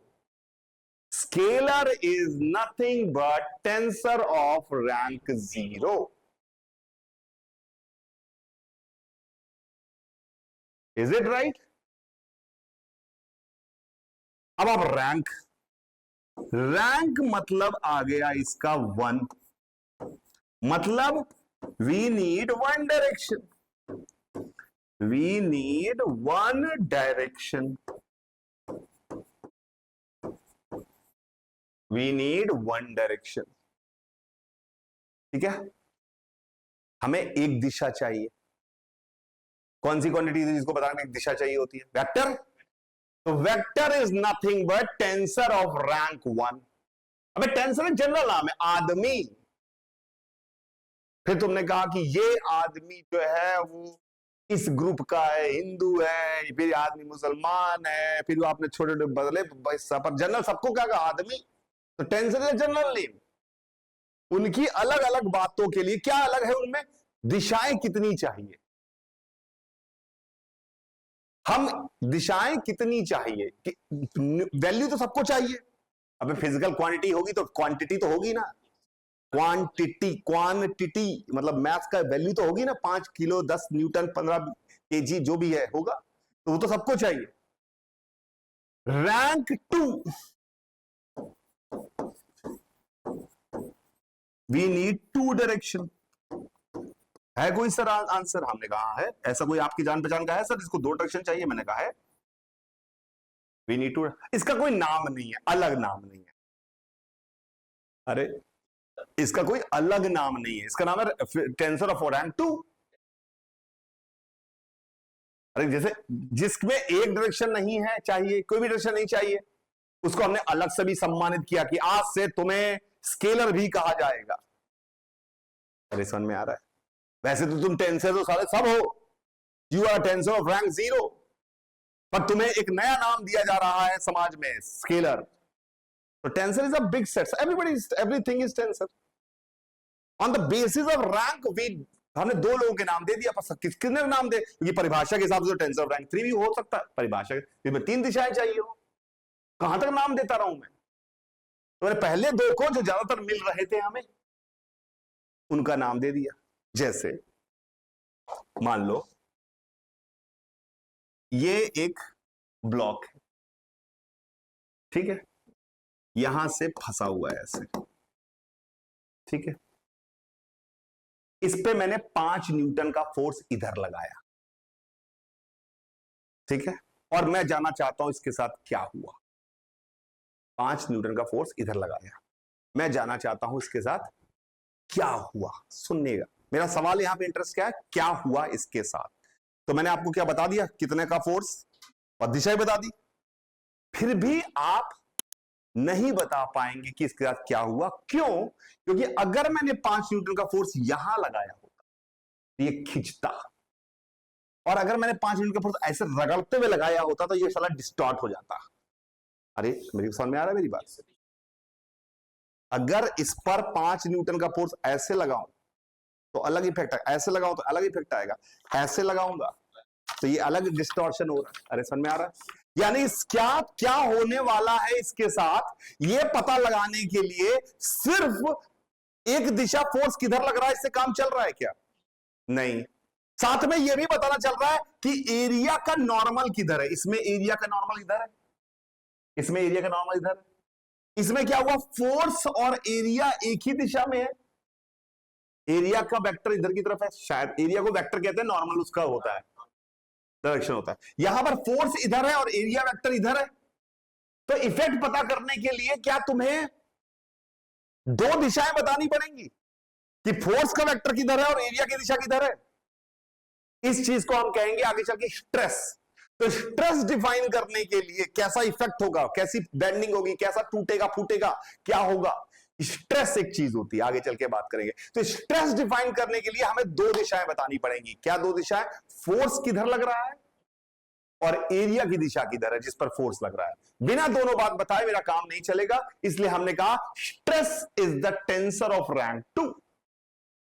Stress is the tensor of rank 2। 2 direction चाहिए। हाँ वही, उन्हीं के इफेक्ट के लिए हम नई क्वांटिटी बताई स्ट्रेस, उसमें F/A होता है, फोर्स डिवाइडेड बाय एरिया। पर फोर्स की दिशा ही बताऊंगा, एरिया की बताऊंगा, तभी स्ट्रेस की दिशा बता पाऊंगा, स्ट्रेस का इफेक्ट बता पाऊंगा। अरे समझ में आ रहा है? तो 2 दिशाएं चाहिए। तो ऐसी बहुत सारी होती है, ऑर्डर ऑफ 3 भी होती है, ऑर्डर ऑफ 5 भी होती है, ऑर्डर ऑफ 6 भी, पर हमें हमारे जीवन में आएंगी नहीं। हमें स्केलर वेक्टर ही पढ़ना है। उसने बोला तो मैंने आपको बता दिया, स्केलर वेक्टर ही पढ़ना है। क्या बोल रहा था मैं? हाँ, तो ये वेक्टर ए को लिखने का तरीका है कितना और किधर। ठीक है? Pressure is scalar quantity Vishwajit. Pressure की परिभाषा फोर्स अपॉन एरिया नहीं होती, प्रेशर की परिभाषा होती है normal force per unit area. ये पहले ही बता दिया है कि एरिया और फोर्स की दिशा सेम होनी चाहिए तब प्रेशर डिफाइन होता है। इन्होंने पूछा, पढ़े लिखे लोग हैं तो उन्होंने पूछा, लेकिन pressure is a scalar quantity. Pressure is not at all tensor. Pressure is not at all tensor.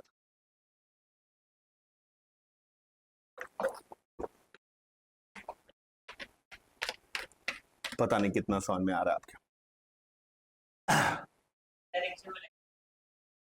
छोड़ो छोड़ो, प्रेशर कहीं नहीं लगता, फोर्स लगता है। अब छोड़ो, अभी अभी फिजिक्स बंद मत आओ। फिजिक्स आपको सिर्फ what you have to do in physics, अगर आपने फिजिक्स पढ़ी हुई है, रोज सुबह उठ के भूलो जो तुमने पढ़ा हुआ है, तभी सीख पाओगे। नहीं तो तुम्हारे शब्द ही गलत है। तुम्हारे शब्द है प्रेशर इधर लग रहा है, प्रेशर लगता नहीं है, प्रेशर होता है। प्रेशर के कारण फोर्स लगता है। प्रेशर की कोई दिशा नहीं होती, प्रेशर नहीं लगता किसी के ऊपर, प्रेशर होता है, उसके कारण फोर्स लगता है। कई बार आप बोलेंगे सर इसके ऊपर जी नीचे लग रहा है। जी नीचे लगता नहीं है, लगते फोर्स है, लगते फोर्स हैं। वो भाषा ही गलत है, भाषा का ही तो गड़बड़ है पूरी दुनिया। भाषा की गड़बड़ ही है पूरी दुनिया। मेरी बात को समझने की कोशिश करिए ना, कुछ भी नहीं है। आप कुछ भी जो बोल रहे सब गलत है, इसलिए नहीं बात करेंगे। आप जब प्रेशर आएगा तब देखेंगे।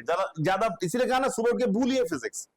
If you really want to understand physics in a way that you can give your exam any day, साला उठा के नींद से कोई कहे कि पेपर दे दो, तो सब गुस्सा मेरे दिमाग में भरा होना चाहिए। उठा के बोल दे पेपर दे दो तो मुझे सब आता होना चाहिए। ये नहीं कि मैं इंतजार करूंगा, रुको मैं रिवाइज कर लूं, मैं ये कर लूं। ठीक है? अभी वो सब बातें क्यों कर रहे हैं हम? जो मैं कह रहा हूं उतना समझो। अब बड़ी बड़ी बातें करेंगे तो सब गड़बड़ हो जाएगी।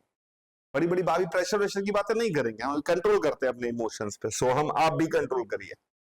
अभी कुछ भी नहीं पढ़ा, अभी तो हमने सिर्फ जो पढ़ा वो समझिए। अभी ये जो मैंने पढ़ा नॉट इन सिलेबस, तो किसी ने बोल दिया इसलिए बोल दिया, और कल के बाद से तो बोलूंगा भी नहीं, चाहे कोई कितना ही बोलता रहे, क्योंकि मैं कुछ भी ऐसा नहीं पढ़ूंगा जो हमारे सिलेबस में नहीं है। मुद्दा ये कि वेक्टर किसे कहते हैं, स्केलर किसे कहते हैं। वेक्टर जब भी चाहिए हो, बस ज्यादा टेंसर वेंसर हो कि घर में रहो। मेरे को नहीं पता था जब मैं जे की तैयारी करता था, रैंक 300 थी, मेरे को नहीं पता था, मैं स्कूल में पढ़ता था, मुझे नहीं पता टेंसर फेंसर, फिर भी आता था सब, क्योंकि फिजिक्स जो भी पढ़ा था वो दिखती थी। दिखनी आपको चाहिए फिजिक्स जो पढ़ी हुई है, जो आसपास गुजर रही है वो नहीं, जो पढ़ी हुई है। ठीक है, अरे छोड़ो ना, कहां चक्कर में पड़े हुए, ये सब फालतू की बकवास है। ठीक है, ज्यादा उसमें डिस्कस मत करो, स्ट्रेस क्या होता है, टेंसर फेंसर, अरे भाड़ में गया टेंसर और स्ट्रेस, ज्यादा ज्ञानी नहीं बने। ये सब कभी कभी चीजें बस इसलिए बोल देता हूं कि आप हीरो बनने का, क्योंकि कई बार क्या होता है कि जब फिजिक्स उसको मैं दूसरे जो लोग फिजिक्स उसको मानते हैं, बड़ी बात करता है फिजिक्स में, जो कठिन टर्म बोलते कि दिस इज स्पेक्ट्रोस्कोपी में ये होता है, ये होता है, बड़ी बड़ी बातें करते, लगता है फिजिक्स इसको आती है। When we were in IT, हम जब फर्स्ट ईयर में था, मुझे लगता था कि ये पीएचडी जो कर रहे हैं वो साले बहुत फिजिक्स जानते होंगे। हमारे यहाँ एक एग्जाम होता था, हमारे यहाँ एक कंपटीशन होता था, इसका नाम था टेक कृति। मैं फिजिक्स में हमेशा से ही इंटरेस्टेड रहा हूँ, फिजिक्स मुझे बचपन से ही पसंद है। तो टेक कृति में एक हमारे यहाँ 6 सवालों का एक ओपन टेस्ट था, सारे आईटीज के लोग आए हुए थे, ओपन टेस्ट था, 6 सवालों का। टेक्निकल फेस्टिवल है आईटी कानपुर का, टेक कृति। तो 6 सवाल थे उसमें, 3-3 लोगों के ग्रुप में, तो मैं 2 दोस्त ग्रुप में थे, हम लोग अपना वो उसमें पार्टिसिपेट किए। 4 सवाल हमसे बन गए, 2 सवाल हमसे बने नहीं, पर वो ओपन बुक था, वो था कि जाओ सालों किसी से पूछो। आईटी में आधे एग्जाम ओपन बुक होते हैं, बाय द वे आपको बता दूं। वो कहते हैं कॉपी ले आओ, पेपर ले आओ, फोन ले आओ, इंटरनेट ले आओ, चैट जीपीटी ले आओ, रख लो, कर दो सवाल। अरे कुछ भी, चैट जीपीटी उस समय था नहीं, लेकिन वो कहते कुछ भी, फोन करके पूछ लो, मास्टर जी से, अपने पापा से पूछ लो फोन करके, ओपन एग्जाम है, 3 घंटे बाद जमा कर देना, बस घर जाओ करके आ जाओ, पेपर लो, घर जाओ, किताब से देख लो, किताब लेके जाओ, ओपन बुक है, इसे कहते हैं ओपन बुक एग्जाम।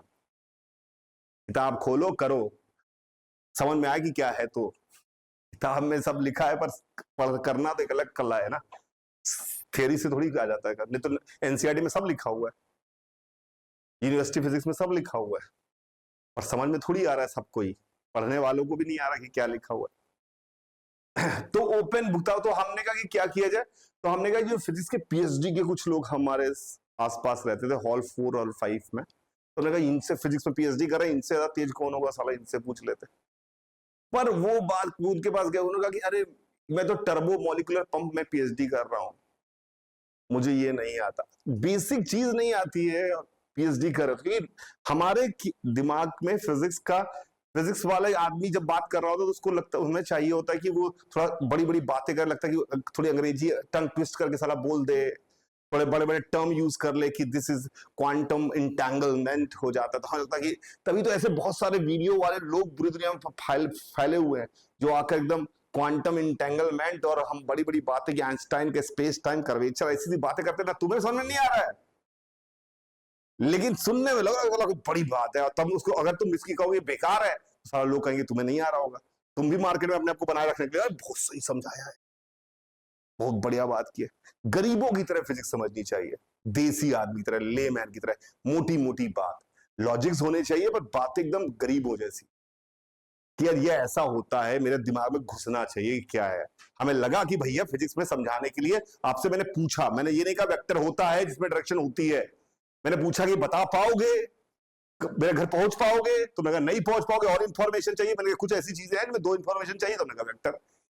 फिर तुम्हारा टेंसर रैंक, तुमने कुछ ऐसी चीजें हैं कि इफेक्ट क्या होगा, हमारी बॉडी कैसे टेढ़ी मेढ़ी होगी, खिंच जाएगी कि मुड़ जाएगी, इसका इफेक्ट पता करने के लिए, पावर ऑफ स्पेकुलेशन लाने के लिए मुझे 2 दिशाएं चाहिए, फोर्स किधर लग रहा है और एरिया किधर है, तो हमने कहा इसमें 2 दिशाएं चाहिए, तो इनका टेंसर ऑफ रैंक 2, जो एकदम मुझे चाहिए तो मैं बनाऊंगा physics, this is what you have to understand.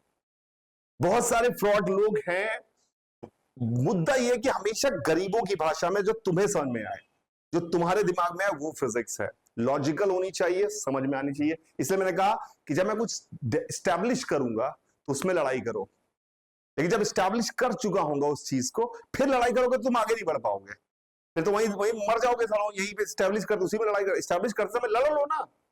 When I am establishing कि this is what I mean to say, if you find any fallacy in this, in your own way, I'm not saying कि you have to be Einstein to understand, तुमको समझ में आने के लिए बात जो मैं कह रहा हूं, पर वो तुम्हारा काम क्या, तुम्हारा काम ये है कि तुम जो चीज स्टैब्लिश हो गई है अब इसको एकदम पक्के से समझ लो कि यही परम सत्य है, इसके आगे मैं अब इसी को अप्लाई करके जो आएगा वो बताओ करूंगा, तो तुम एकदम दुनिया में कभी कोई सब स्मूथ चलेगा, सब स्मूथ चलेगा। लेकिन तुमने कुछ भी प्रैक्टिकलिटी से कहीं और से कचरा ला के इसमें घुसेड़ा तो ये साला खराब हो जाएगा। इसलिए मैंने कहा कि सुबह उठ के फिजिक्स भूलो, जो तुमने पढ़ा हुआ है उसको भूलो, then life will be smooth. हाँ जी जी जी, क्या कह रहा था मैं, कहां पे था, क्या लिखा, भूलो तो ठीक है, उसका क्या है, मॉड ए, हाँ ठीक है। देखिए sometimes vectors are represented by arrow to have a visual feeling. Sometimes vectors are represented by an arrow to have a visual feeling. Visual feeling. Visual feeling. ठीक है, दिस इज द वे, ये visual feeling. Length जो होगी इस vector, जब हम बनाएंगे visually, जैसे मैंने कहा कि तो आप समझ जाएंगे इसको देखे क्वालिटेटिवली कि पहले ज्यादा चलना है राइट साइड पे, फिर कम उतरना है लेफ्ट साइड पे। विजुअल फीलिंग आ गया ना, इसमें मुझे कुछ बोलना नहीं पड़ा, विजुअल फीलिंग आया। तो लेंथ जो है वो मैग्नीट्यूड को रिप्रेजेंट करती है, और एरो जो है वो डायरेक्शन को। समझ में आया? This is how sometimes we represent vectors, ऐसे रिप्रेजेंट करते हैं कि एक वेक्टर ये इधर की तरफ एरो से, रिप्रेजेंटेशन का तरीका है। ठीक है, क्लियर है मेरी बात? गुड।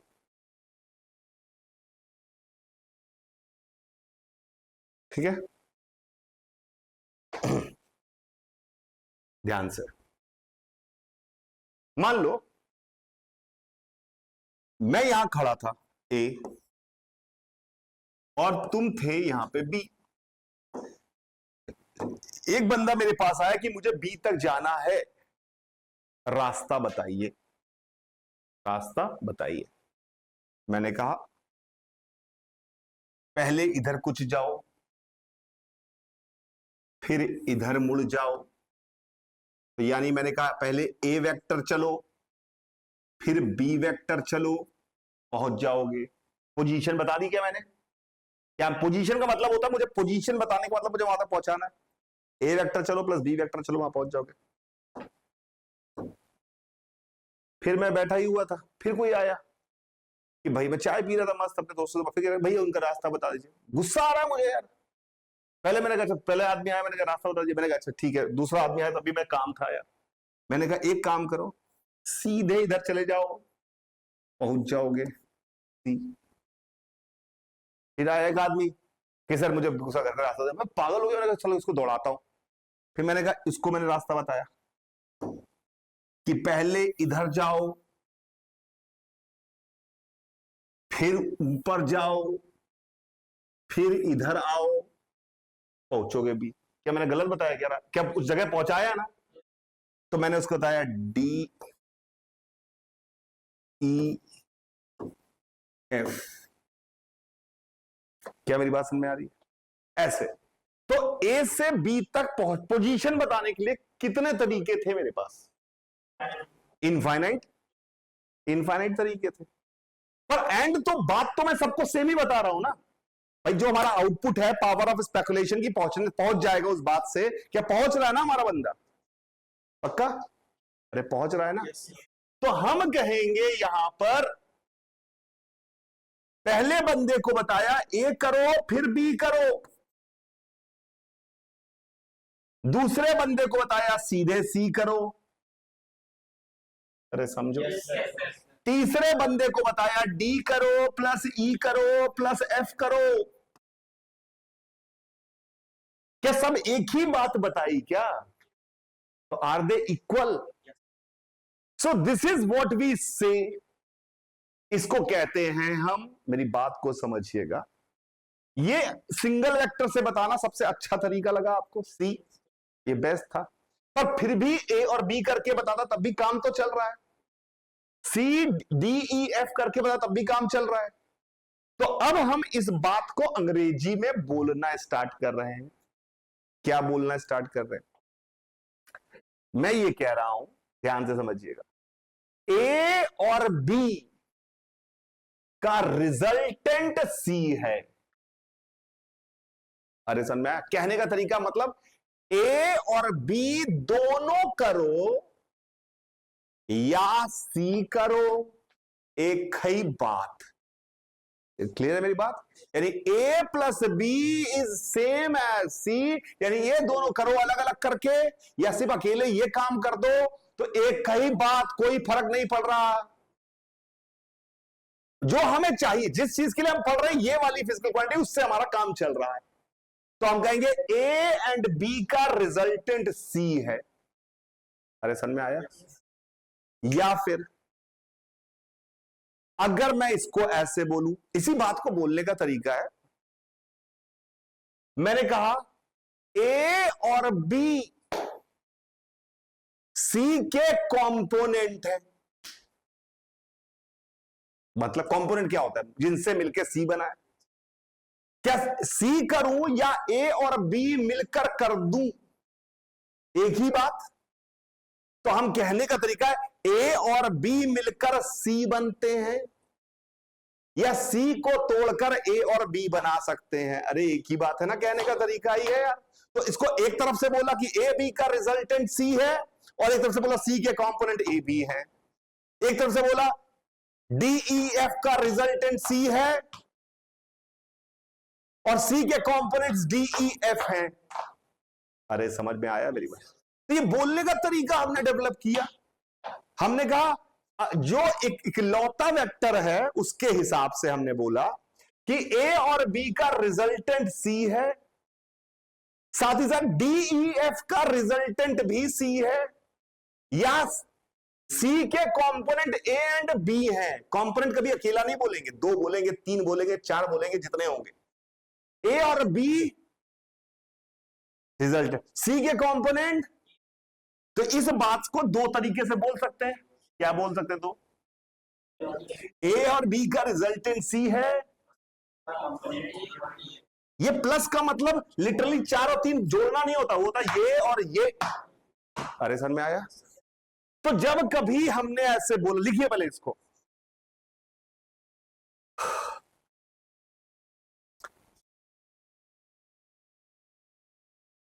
बिल्कुल Rajanya Chaudhary, you can make infinite set of components, infinite sets of components. Component कभी अकेला नहीं आ सकता।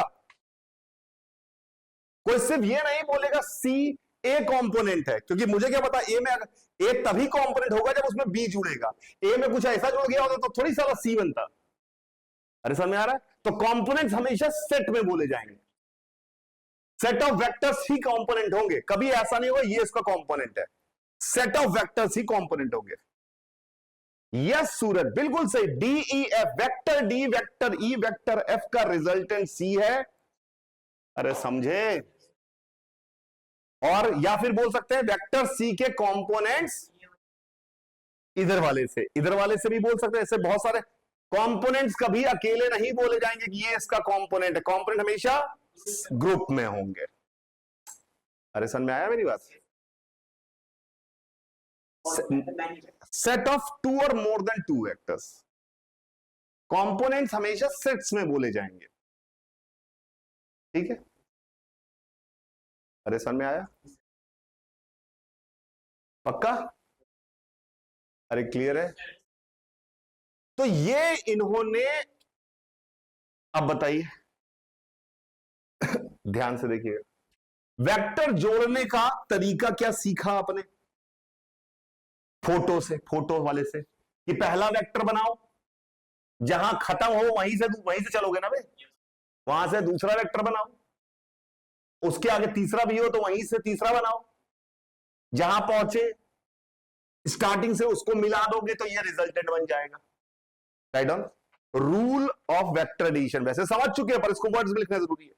रूल ऑफ वेक्टर एडिशन, किसी ने कहा इस वेक्टर दो दिए हैं, ए प्लस बी बनाओ, ए प्लस बी बनाओ। अरे समझ में आया? तो हम क्या करेंगे, पहले ए बनाएंगे, अब गंदा बहुत ज्यादा अलग साइज बना लिया वो मत समझना, ए बनाएंगे, फिर बी बना देंगे। अरे चेक करिए, तो ये इसका रिजल्टेंट हो गया। रिजल्टेंट को जनरली जब नहीं कोई सिंबल है तो आर से रिप्रेजेंट करते, सिंपल है। कैसे करते हैं वेक्टर एडिशन, पहले ए बनाएंगे, वहीं से बी बनाएंगे, जो फाइनली स्टार्टिंग से एंड पॉइंट को जोड़ेंगे वही रिजल्टेंट हो जाएगा। अरे सही है।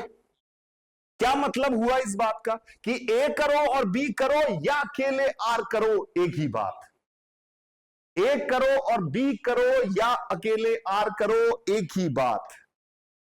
अरे समझ में आया? ए करो या नहीं, ए करो और बी करो या अकेले सी करो एक ही बात।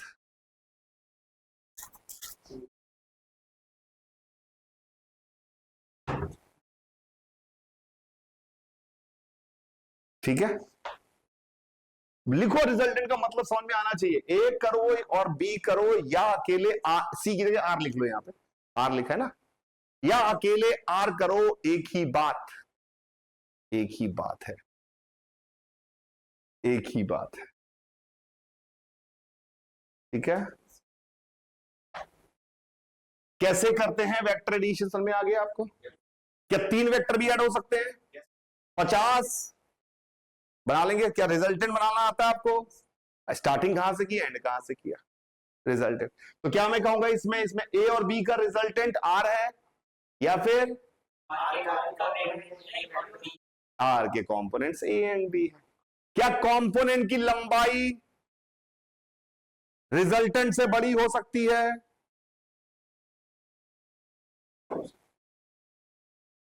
अबे गरीबों, अभी देखा था मैंने, उसको बेवकूफ बनाया था डी। ये जेई में आज गलत करेगी जनता आईटी में उसको, क्योंकि उनको लगता कंपोनेंट मतलब छोटा टुकड़ा। अरे वेक्टर वैसे नहीं खेल रहा है।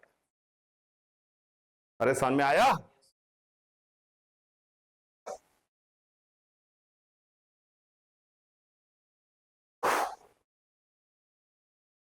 ए बनाओ या बी बनाओ, ए करो और बी करो, आर करो एक ही बात है। जैसे, ठीक है, जैसे ध्यान से समझिएगा। मैंने कहा कि इस बॉडी पे एक फोर्स इधर लग रहा था 5 न्यूटन, इस बॉडी पर एक फोर्स इधर लग रहा था 7 न्यूटन। ठीक है, इसका क्या होगा ये सब पता करना था हमें। सुनना मेरी बात को। तो मैंने वेक्टर एडिशन से देखा, इधर है 5, इधर है 7। अरे चेक करिए, तो इन दोनों की मदद से मैंने अलग से मैथ सीखी है, उसके साथ 5 वेक्टर बनाया। मैंने कहा इसमें क्या हो रहा है, क्या ये भी हो रहा है और ये भी हो रहा है, ये हो रहा है और ये भी हो रहा है, और है ना यहाँ पे। तो मैंने कहा मुझे मैथ्स में मास्टर सर ने सिखाया था वेक्टर ऐसे बनाओ, तो ये आर आएगा। अगर मैं आर निकाल पाया तो मैं ये कहूंगा